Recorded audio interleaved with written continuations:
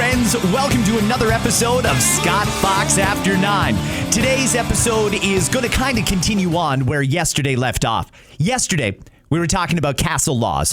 If you didn't hear the episode, I highly recommend you go back and give it a listen. It was good. I got really good feedback on that. And by and large, I'm not hearing from anybody who thinks castle law is a bad idea. Not one person so far has messaged me and talked about what could go wrong.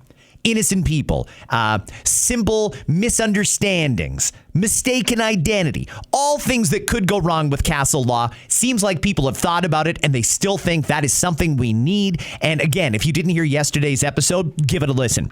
Today, I'm going to continue on a little bit of that conversation, but I've got to talk about what happened in the last 24 hours. Once again, Ontario Premier Doug Ford has gone unhinged.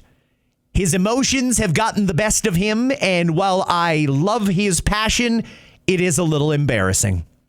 I gotta say it, it's getting embarrassing. It was embarrassing to begin with. Now I don't even know what the word is for it.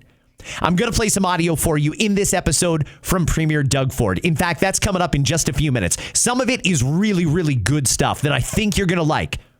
Some of it is stuff that I think you're going to cringe, because that is what I'm hearing from the vast majority of people that have reached out to me about it. Although not everybody. I'm also going to read you some text messages that came into my radio show today from people who heard Premier Ford yesterday and loved it. So you're going to hear a little bit of balance, a lot of balance actually, in this episode. And that's one of the things I strive to do here, is bring you balance on Scott Fox After 9. Another thing I'm going to talk about is what's happening in America right now. I briefly mentioned this last week, that I think it's bizarre that the U.S. president would use his own armed forces against his own people. I've always had a problem with that. That's not the role of the armed forces. But then again, the National Guard is a little bit different than the actual military. So I'm going to talk through that issue with you when I play a little bit of audio from President Donald Trump. He was in the White House yesterday, and I don't know if that's the last time we're going to see him in that format. And let me tell you why. Because today in Washington, 10 survivors, whatever word you want to use, of Jeffrey Epstein are doing a news conference on Capitol Hill. And they're going to talk about what their experience was being linked to Jeffrey Epstein, being one of the women who was trafficked by Ghislaine Maxwell. They're going to talk about that today, and I'm told what they're going to say is explosive. Explosive. Is Trump going to come up? Because if Trump does come up in there, I don't see how he could still be president 24 hours from now. But we're going to get to that coming up in this episode of Scott Fox After 9. So give me about half an hour, 45 minutes, and I'm going to get you caught up on everything that's happening here. I'll go back now to the premier. Yesterday, he was in Kitchener, Ontario, my old stomping grounds, and he was there to do an announcement about something for the city. I didn't even catch the announcement, and I don't know if Doug realizes this, but his theatrics during the Q&A often take him off message, and the message that he was there to promote yesterday, I have no idea what it is. So something got lost there. Something got buried. And it's mainly because of the Q&A. Let me play a little bit of that for you right now. This one, I think we're all going to agree on. My follow-up, just before Christmas last year, you were pictured with a small business owner, Abdul Aleem Faruqi. He was confirmed to be the victim of a home invasion on Saturday. And I was just wondering if you were aware of his murder, what you've heard about it and your thoughts on the situation. Well, my prayers and thoughts go out to the family, and my condolences to the Ahmadiyyan community, plus their entire family. It's heart-wrenching. I just got off the phone with the chief out there of York Region Police. They're using every resource they possibly can. And this innocent man got his doors kicked in the middle of the night. 4 people went in there. His 3 kids are there. His wife had a gun to one of the kids. He went to go protect them. And these scumbags shot him right in front of his kids. Shot him dead twice. Just imagine, what the trauma these kids are going to go through for the rest of their lives. And, I could tell you story after story about this, but we need to do something. I talked to the federal government over the weekend. Enough is enough. People are done with the crime. crimes every single day. Innocent people are getting their doors kicked in by a bunch of thugs, a bunch of murderers, criminals, and you go to root cause. It's the weak criminal code that needs to be changed by the federal government. I'm just going to pause the premier right there because for anybody who doesn't know, that's the home invasion that I briefly mentioned yesterday. It was a horrible situation, absolutely horrible. I'm told that the victim was shot in the stomach and in the neck. When EMS arrived, they performed life-saving measures. However, it wasn't enough, and he was pronounced dead on the scene. Shot to death in his own home in front of his own kids. He was trying to protect his daughter. And these people that broke in shot him in cold blood. They executed him right in front of his family. I can't imagine anything more horrific, and I am still stunned that this happened here where we live. And that's not even an isolated incident. It's happening all the time. Like Premier Ford just said, he's absolutely right. This is sick. It is twisted. It should not be happening here. Where I'm going to diverge with the Premier here is, and I'm going to let him finish in just a sec, but I just want to say, he's going to go on and talk about root causes.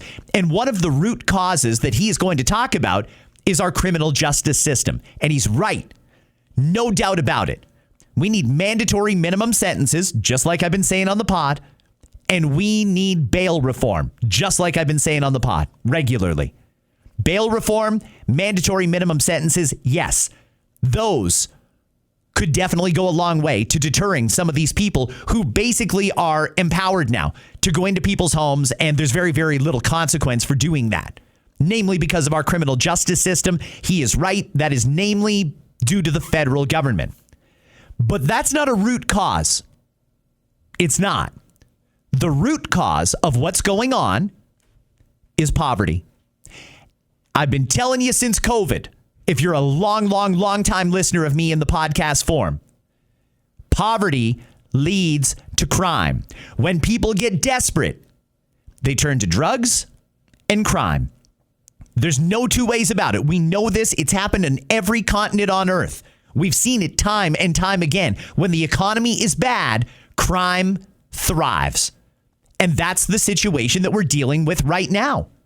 You think if these people all had well-paying jobs and careers and families and homes that it would be like this?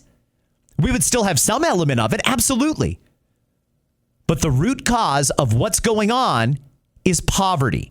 That's because our economy is terrible and people know it. They're feeling it. And this was very, very predictable.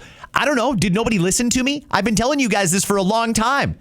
I know people at Queen's Park listen all the time. Did nobody stop and think what was going to happen here if we let our economy crater like we basically have been? Doug Ford also mentioned that he phoned the federal government on the weekend. I just want to know, how many more times does Doug need to bring this up before anything gets done about it? How many more times are we going to hear all this bluster from Premier Doug Ford and the federal government completely ignore him? How can the federal government completely ignore the premier of the biggest province in the country? How? This is the premier demanding action on legal reforms here, and the federal government are ignoring him. And I guess if that's their prerogative, if they truly feel that Canada's on the right track the way we're going, that's up to the federal government, and we'll deal with them in the next election. But then why does Doug Ford keep talking about how great a job Mark Carney is doing? Doug Ford, you've got an ally in Pierre Poilievre. He wants the same thing as you. And you won't get behind Pierre because you want Pierre's job. It's very opportunistic. When you come out and exploit these issues and, I'm going to be all over the federal government. I mean, you've said that how many times now? And nothing has changed. And there's no indication that it will. So let's keep everything in perspective here. Yes, the premier is absolutely right about most of what he said. But when it comes to fixing the problem, that's something that needs to be done by the federal government. And if the current federal government won't do it, then I don't understand why he's supporting this federal government. Let's hear more of what Premier Ford had to say. This is him just wrapping up on root causes and talking about the reforms he wants to see in our justice system. We're sick and tired of seeing these thugs get out on bail. And I watch when they catch these guys, I almost guarantee you they've been out on bail for another heinous crime, breaking into houses. This doesn't happen just once in a blue moon. This is happening multiple times a day, every single night across Toronto and the GTA area. These are people that are carjacking people. I heard in Shoppers Drug Mart on my riding happened twice. Two houses got broken into over the weekend. That's just in one small area, but this is happening all over the place. The chief told me a 12-year-old had a gun, shot someone. Like a 12-year-old. You got to be kidding. But this is the weak system the federal government needs to change. Bail reform. Rather than our judiciary system that has totally failed the people of Ontario, these weak-kneed judges that let these people out on bail not once, not twice, not 3 times, 4 and 5 times, just to go repeat the crime.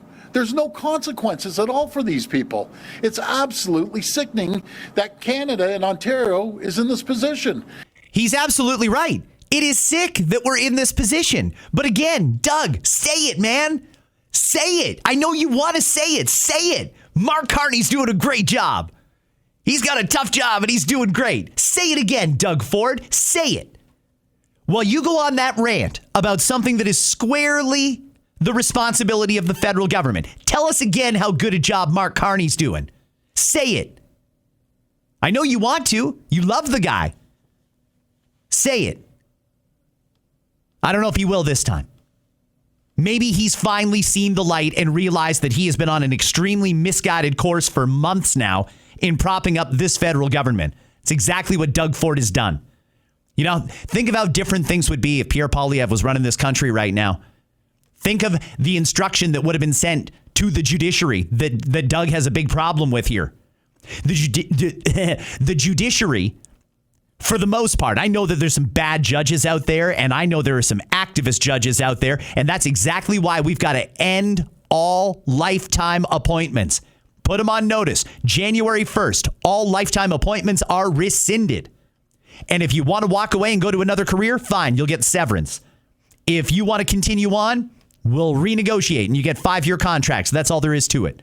No more lifetime sentences for judges or JPs or anyone else. No more of them. Senators, no more of them. Governors general, no more of them. No more lifetime appointments. It's part of the problem here is these judges don't have to be accountable. But it's not just the judges. I know some great judges. I know some fantastic JPs that should be judges. But apparently they don't meet the academic requirements. That's BS too. They want to do the right thing. They just need to be empowered to do the right thing. Right now, they're following the law as it's written, and it was written by liberals that don't seem to have a problem with crime here. That's the problem. We need reform in Ottawa, and that reform has got to cascade down to the judiciary. It's worse than the U.S. cities happening now. We need the criminal code to be changed on mandatory sentences. You go in with a gun, you shoot someone, obviously you should be getting life in jail. But if you don't shoot someone, you should be getting 25 years in jail. Any crime with an illegal gun. The federal government's more worried about going after legal hunters and gun owners than criminals. That's what they need to do. And the Young Offenders Act. These kids are 16 years old shooting people. There's no consequences. So we're going to change it. Yeah, great. Good wrap up there. By the way, somebody needs to check on that cough that Doug Ford has had for a while now, because that does not sound good. Get him in front of a doctor or something. The premier here, I appreciate his passion. I understand his passion. I agree with his passion. Yes, we got a terrible crime problem in this country. Root cause, poverty. Adding to the problem, laws on the books. Laws on the books from the federal government. We didn't have this problem in 2015 until Justin Trudeau started undoing all the stuff that Stephen Harper did that made sense. We got to fix the problem. You know how we fix the problem? We change the people in Ottawa. That's how you fix the problem. Something's got to change here, and you know what? I don't want this to be all about politics. This is a crime problem, and it should be solvable. Mandatory minimum sentences. Let's agree on that. Can we agree on that? Blanket. If you commit a crime with a gun, you're going to go to jail for a minimum 5 years, 7 years, 8 years, 10 years, whatever we all agree on. If you commit a crime with a gun. If you commit a crime when you're on probation or when you're on a release order, there is no second chance. You will go to jail until your trial has concluded. And no, I don't think you should get credit for time served. Youth Criminal Justice Act, huge problem. Never intended to protect 12-year-olds that have got guns and shoot people with them. It was never what it was intended to do. It was meant to protect kids who made a dumb mistake so they don't have a criminal record for the rest of their life. But if you commit an adult crime as a kid, you deserve to have a criminal record for life. You want to put a provision on it? Fine.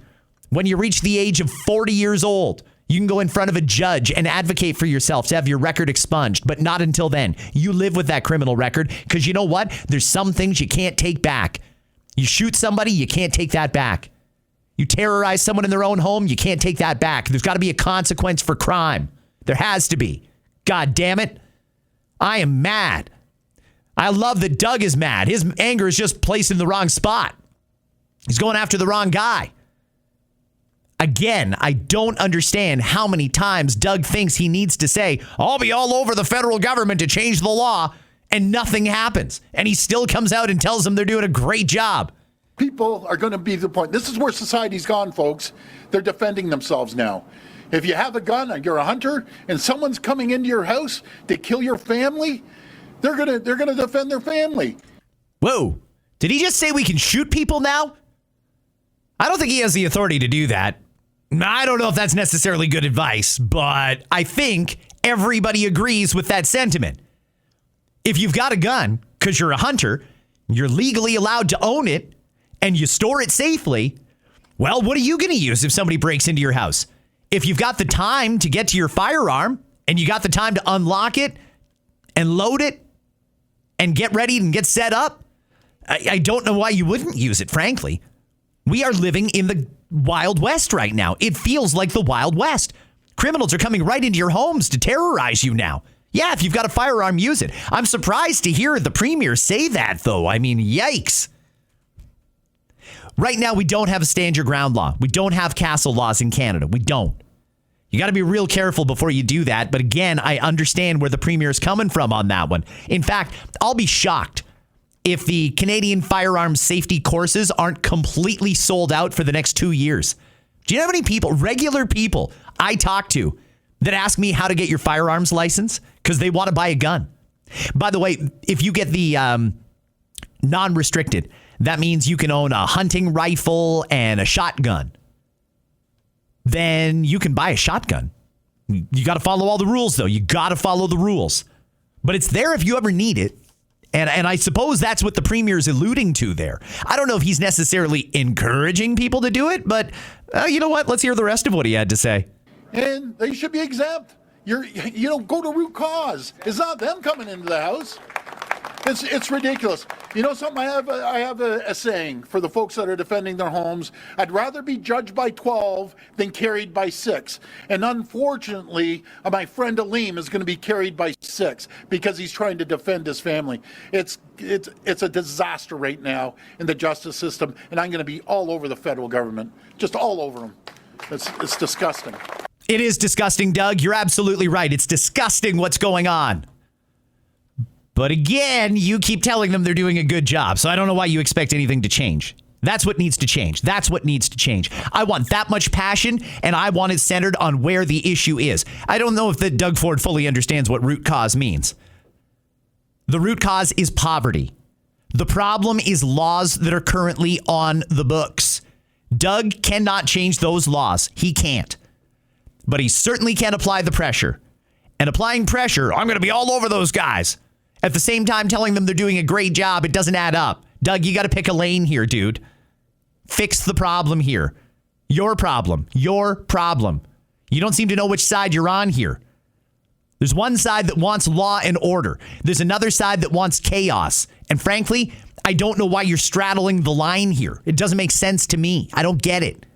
If you want to come on and talk to me about it, I'll talk to you about it. Sure. Let's talk through the issue here. Give me a call. You got my number.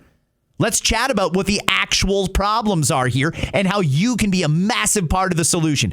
Doug Ford has so much influence on a lot of different issues, but apparently not this one, because the party that he says is doing a great job has completely dropped the ball, and they're completely belittling this situation. We have a federal justice minister, Sean Fraser, just laughed off the idea of castle laws. He said, this isn't the Wild West, it's Canada, when he was trying to take a political shot at Pierre Poilievre. Hey, Sean, come to the GTHA. Come here. Talk to people. Talk to folks. They're scared. They are scared. People taking the bus late at night are petrified. People taking the subway, scared to death. You never know what's going to happen. People are randomly getting shot and stabbed.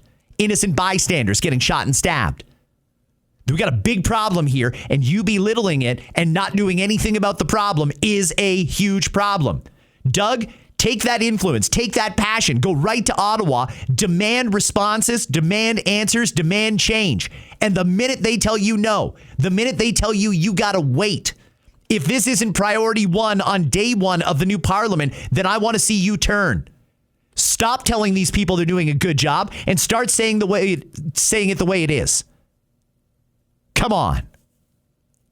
Going to move on to the other part of the Premier's speech yesterday. It was a stunt.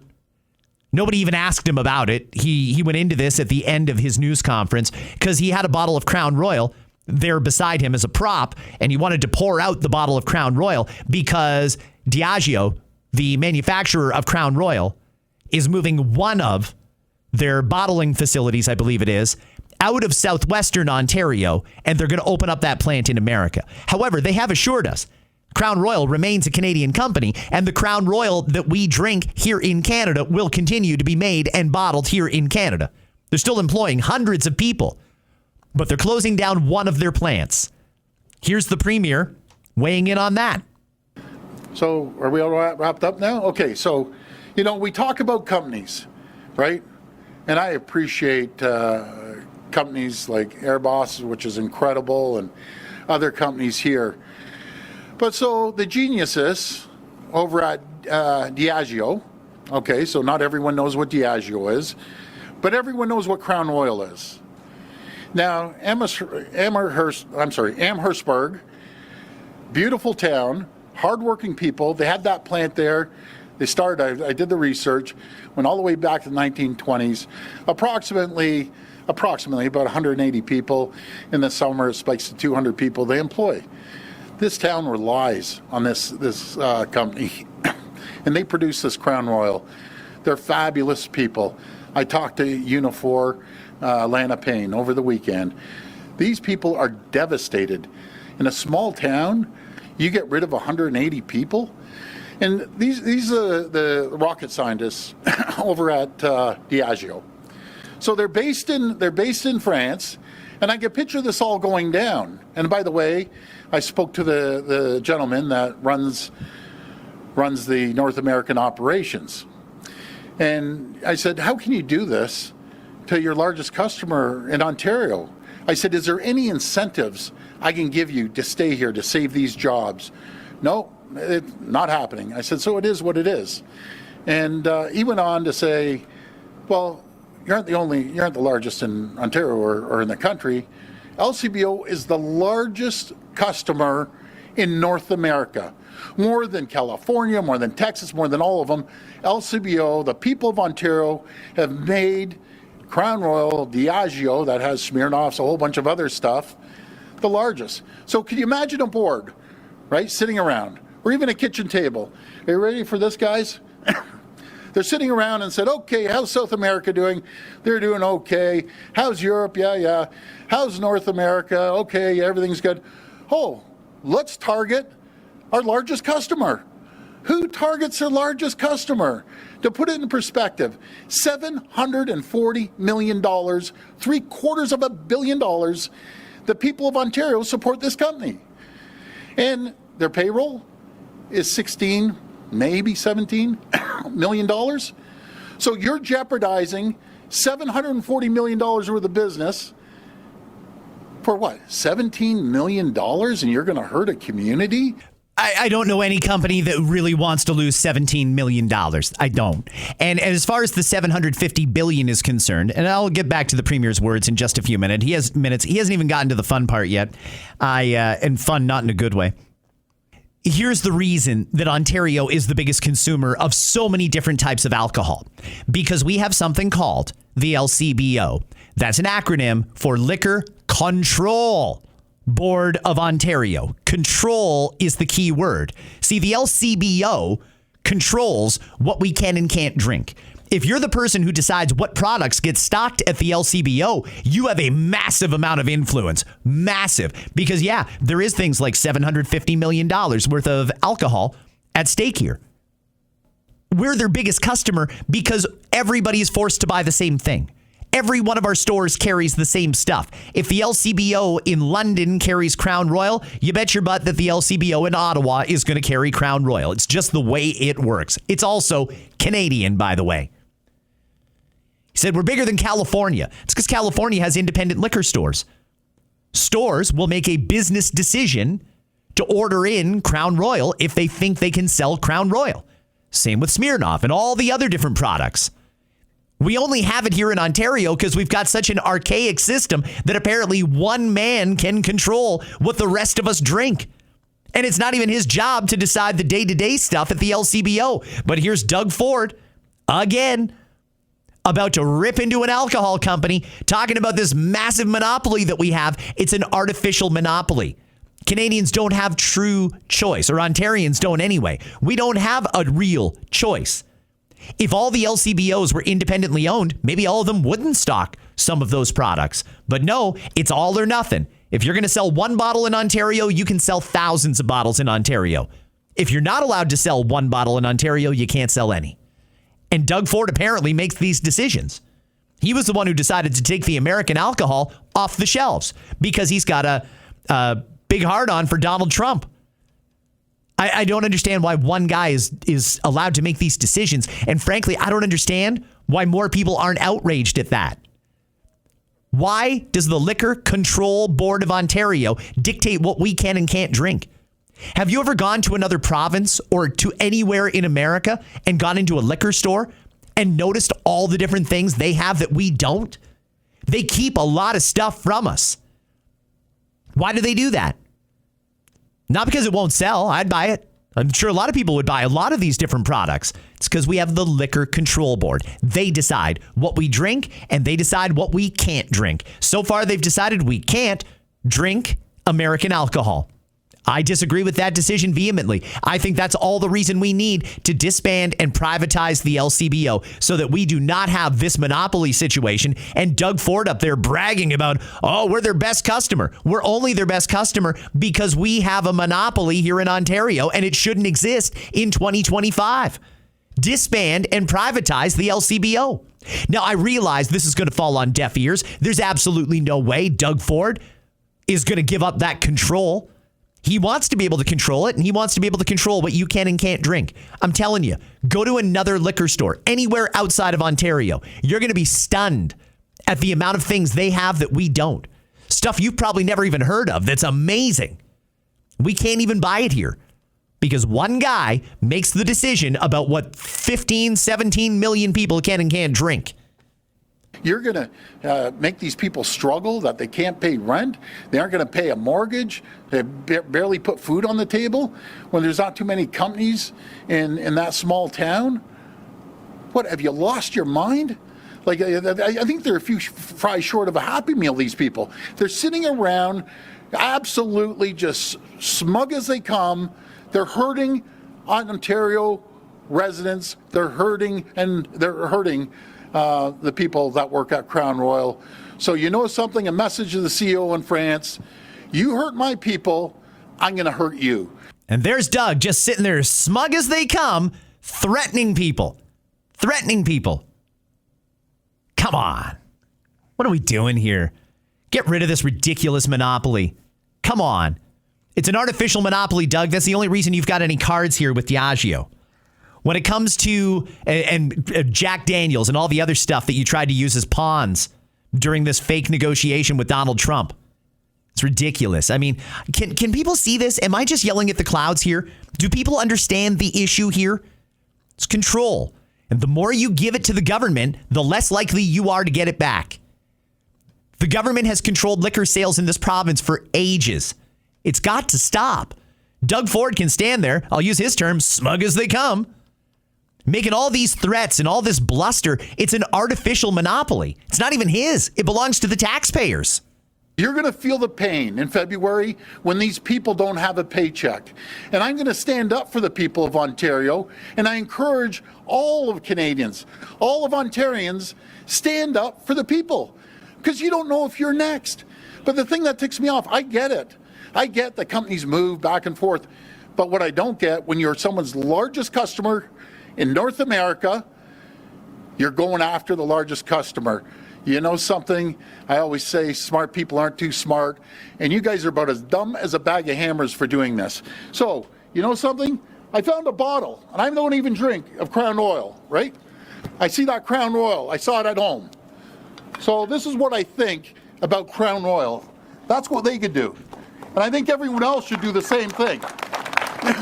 Start supporting companies that make whiskey here by Ontario people. That's what we need to do, is support each other. You know something? I'm going to make this even come out quicker because it's not coming out. I know Mayor Barry wants to lie on the floor right now with his mouth open. No thanks. I wish I could get this out coming out quicker, but I'll stand here until... It's a big joke. I guess he didn't realize that it's got a stop pour on it. The dramatic effect was lost there when it started pouring out very, very slowly, and that's a safety feature on the bottle, I guess. It's probably a regulation of some sort if I had to guess.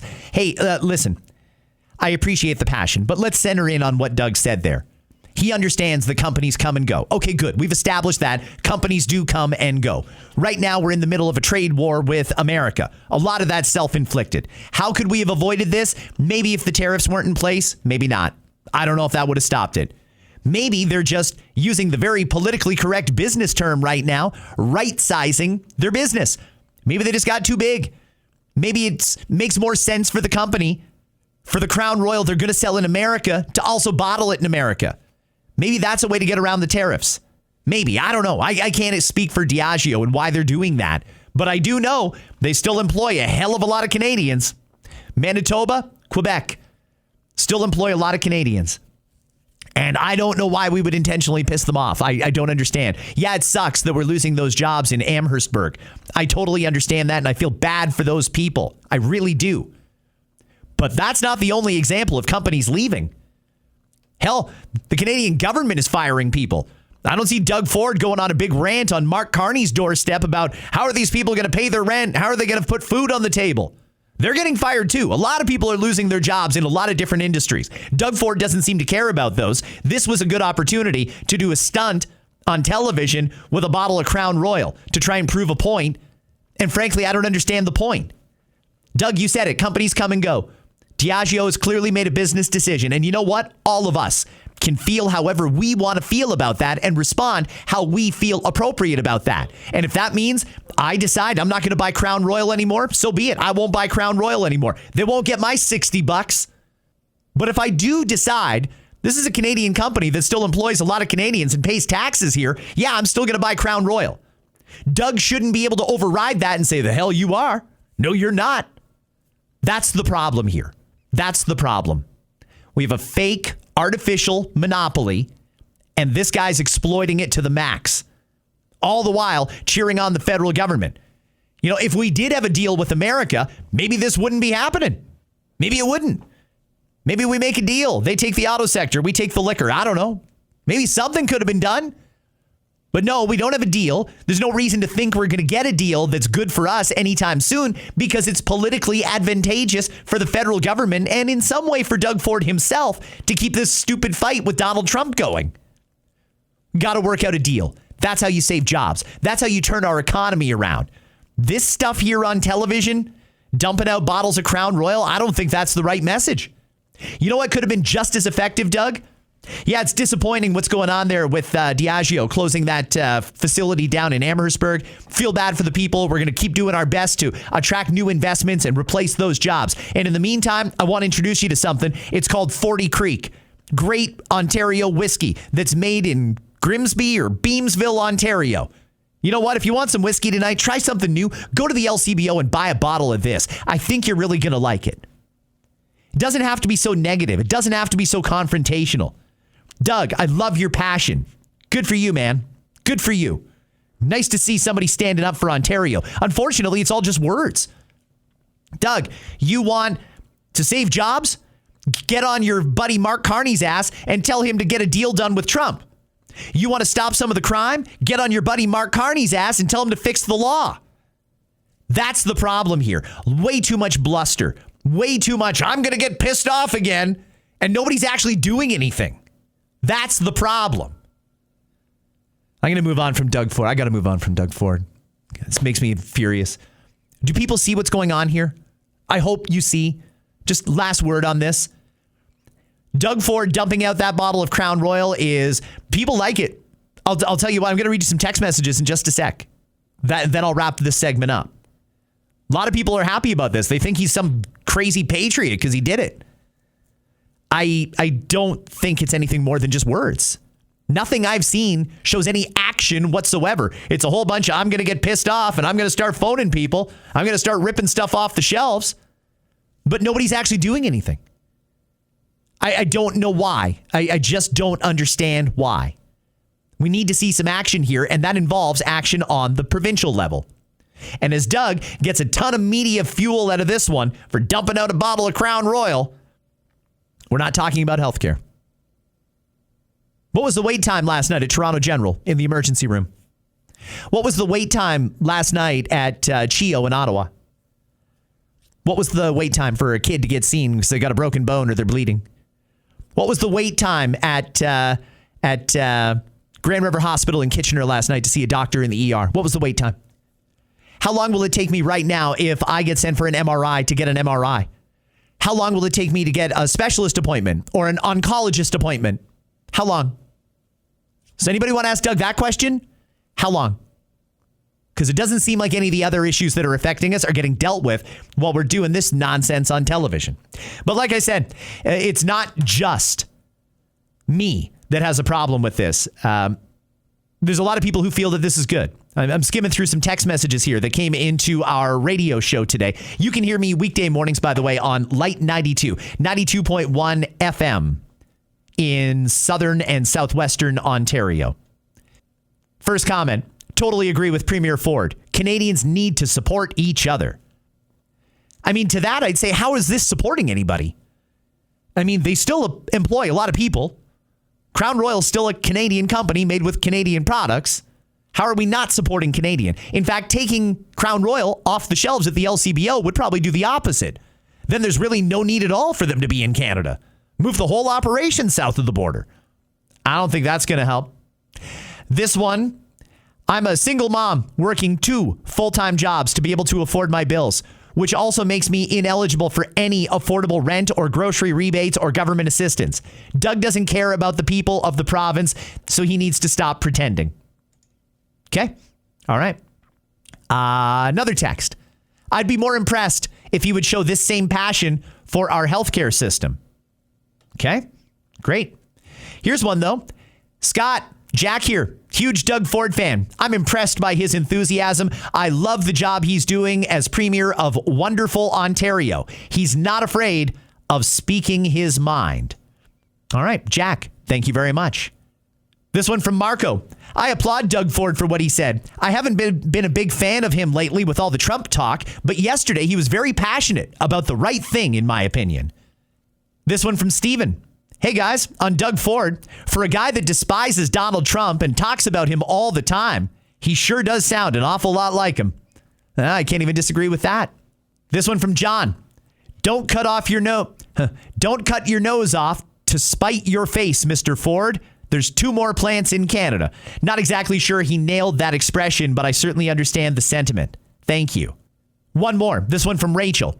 I was proud of the premier. 40 Creek is a better product. Support Ontario. I agree with you about 40 Creek. I'm not a huge Crown Royal fan, to be honest with you. I'm not, but... and I don't see myself buying any anytime soon either. But not because they're closing plants. Business decisions get made. And you know what? A lot of people are losing their jobs. It's sad.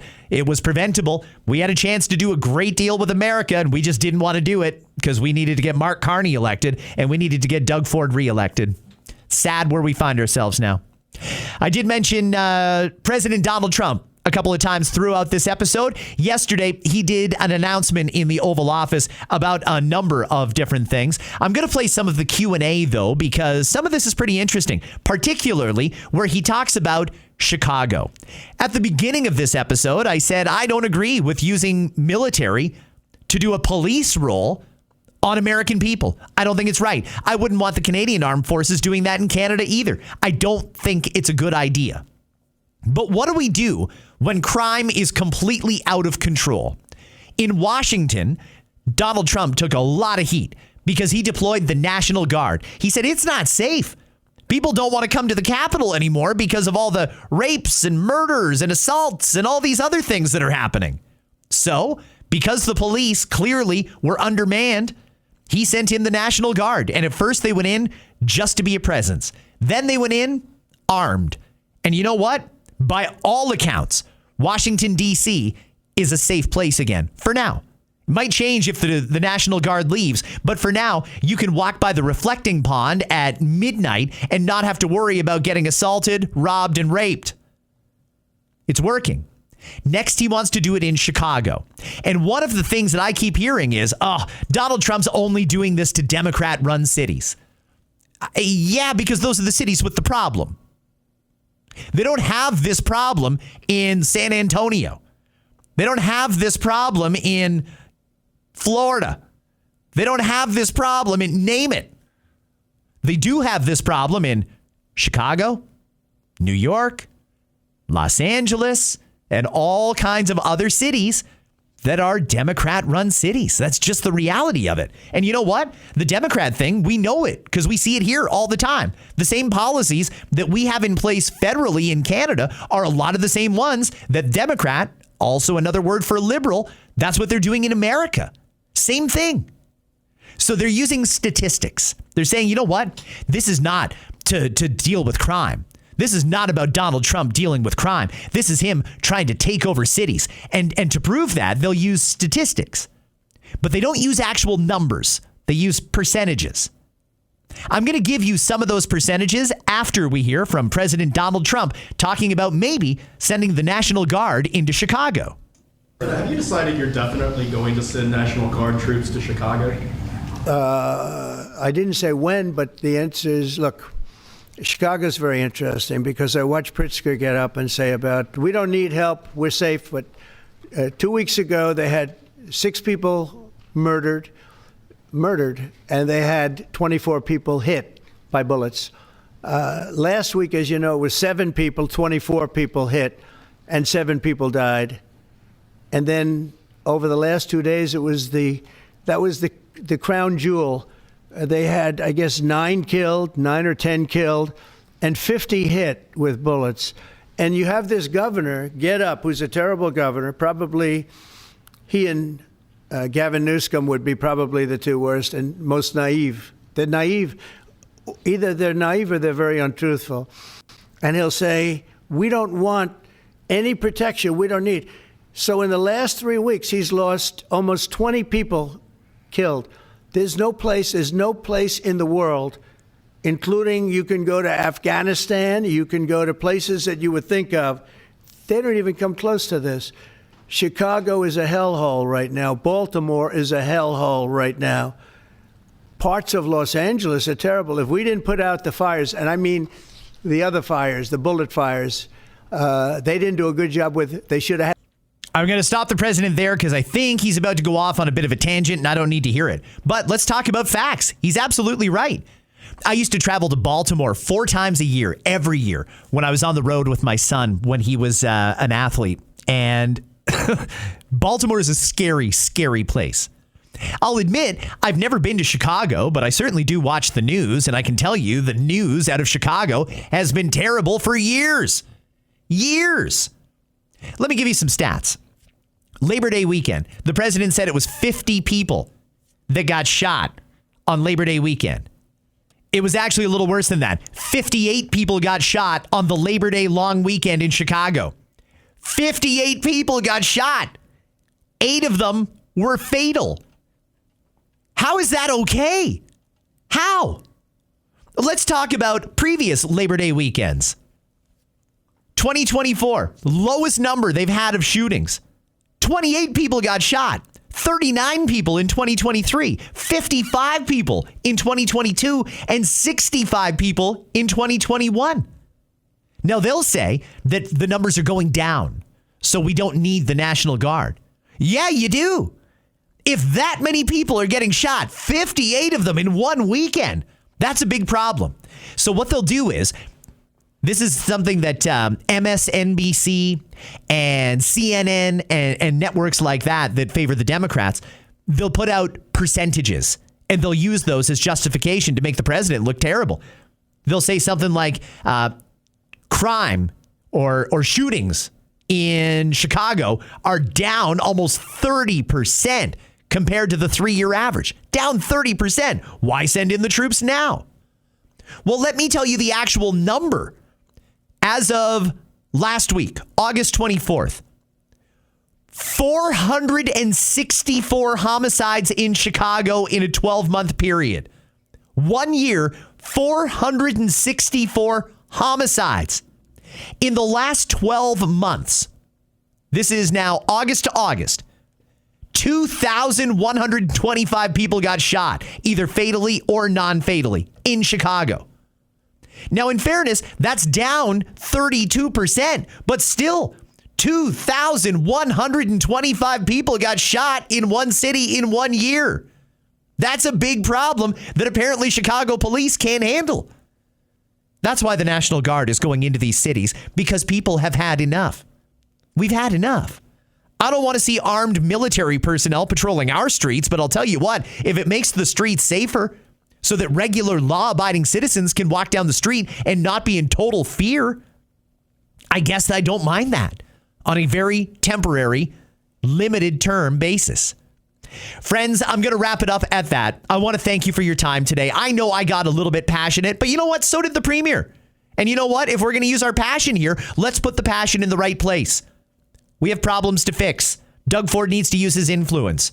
Democrats, if you can't clean up your cities, then you've got to get out of the way and let the Republicans do it. That's just all there is to it. We need law and order. We need safe streets. Have yourselves a great day. I will leave you with the sounds of Pat James and The Whole Truth. This is a great song. You should save this now on Spotify. It's called Hey Now. I'll see you tomorrow. Oh.